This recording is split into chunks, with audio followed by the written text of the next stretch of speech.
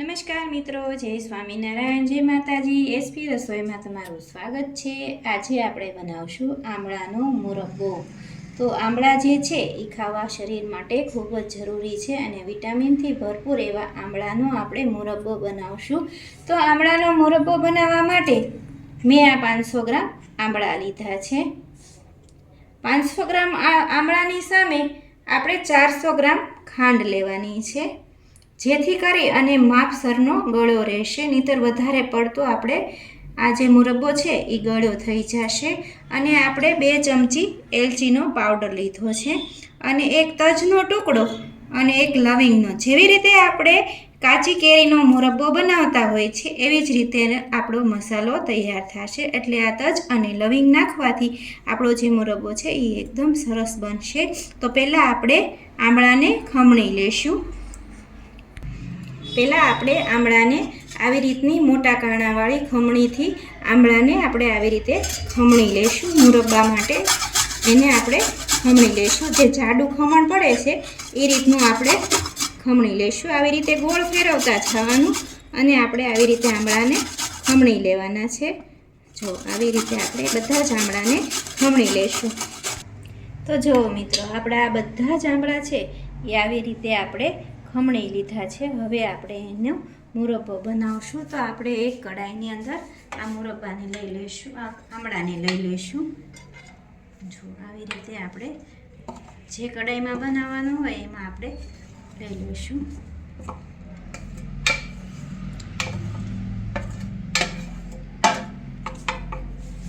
હવે આપણે ગેસ શરૂ કરી લઈએ.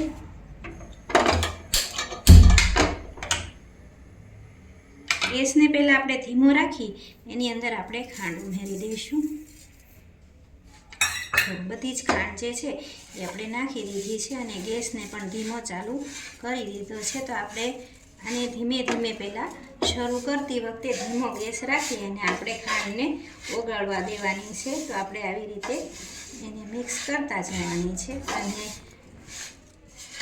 આપણો ગેસ પણ ધીમો રાખવાનો છે. આમળા આપણા શરીર માટે ખૂબ જ જરૂરી છે અને બાળકોને પણ આપણે આમળા ખવડાવવા જોઈએ. તો જો એ આખા આમળા ન ખાતા હોય તો એને આવી રીતે મુરબ્બો બનાવી અને ભાખરી કે બ્રેડ સાથે આપણે એને આપી શકતા હોઈએ છીએ.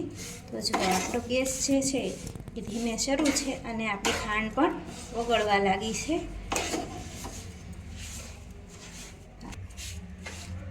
આપણે ખાંડને આવી રીતે મિક્સ કરતા જવાની છે એટલે આપણી ખાંડ જે છે એ અંદર જે આમળા છે ખમણેલા એમાં એડ થતી જશે.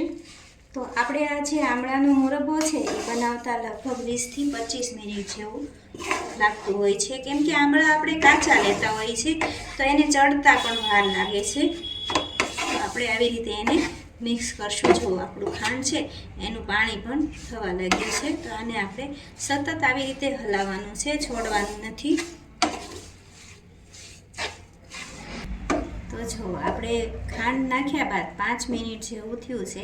તો જો આપણી આ ખાંડ છે એનું આ પાણી આમાં મિક્સ થઈ ગયું છે અને આમળા પણ શેકાય અને કલર ફેર થઈ ગયા છે. લીલામાંથી થોડા પીળા કલર ઉપર આવી ગયા છે. તો આપણે એને સતત હલાવી અને આમળાને શેકતા રહેવાનું છે અને આપણે જે ખાંડની ચાસણી જેવું તૈયાર થતું હોય છે એ પણ આપણે બની જશે. તમે જોઈ રહ્યા છો કે જો આમળાનો કલર છે એ ચેન્જ થવા લાગ્યો છે એટલે આપણા આમળા જે છે એ પણ શેકાવા લાગ્યા છે, અંદર ચડવા લાગ્યા છે.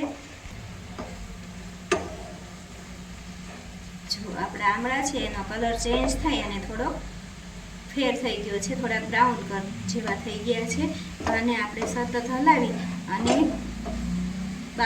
બાફેલા હોય આમળા એ પ્રમાણે આપણે એને ચોળવી લેવાના છે. એટલે આપણા આમળા જે છે એ સહેજ પણ કાચા ન રહે, ખાવામાં એકદમ ટેસ્ટી પણ લાગે. તો આપણે આવી રીતે હજી 5 મિનિટ સુધી એને મિક્સ કરતા રહેવાનું છે અને વચ્ચે વચ્ચે આપણે ચેક કરી લેવાનું કે આપણા આમળા ચડી ગયા છે કે નહીં એમ. જો હવે આપણો જે આ આમળાનો મુરબ્બો હતો એ એકદમ બાકીને તૈયાર થઈ ગયો છે. મેં એને આવી રીતે ઘટ ચાસણીમાં રાખ્યો છે. બહુ તમારે વધારે પડતી ચાસણી જો બનાવવી હોય તો થોડીક વધારે ખાંડ લઈ લેવાની. જો 500 ગ્રામ આમળા હોય તો 600 ગ્રામ જેટલી ખાંડ લઈ લો તો તમારે લચપચતી ચાસણી બને. પણ અમારા ઘરમાં બધાને આવી ચાસણીવાળો જ આ મુરબ્બો ભાવતો હોય છે. તો આપણો આ મુરબ્બો તૈયાર છે. એમાં આપણે મસાલા નાખી દઈ. આપણે જે આ એલચી લીધી હતી એ મેં અધકચરી વાટીને રાખી છે, એટલે એનો સ્વાદ વધારે આવે. તો આપણે 1 ચમચી એલચીનો પાવડર અને 1 ટુકડો તજનો અને 1 લવિંગનો નાખી દઈશું, જેથી કરી અને આપણો જે આમળાનો મુરબ્બો છે એ વધારે ટેસ્ટી લાગે. જો મેં આવી રીતની ચાસણી રાખી છે, જેથી કરી અને બધાને ભાવે એવો મેં આ મુરબ્બો બનાવ્યો છે. અને આપણે એને બ્રેડ, છોકરાઓને બ્રેડ સાથે આપણે જામ કેમ આપતા હોય છે ટમેટા કેચઅપનો ને એવું બધું, એવી રીતે આપણે આ આમળાનો મુરબ્બો એને આપી શકવી, એવી રીતે મેં બનાવ્યો છે.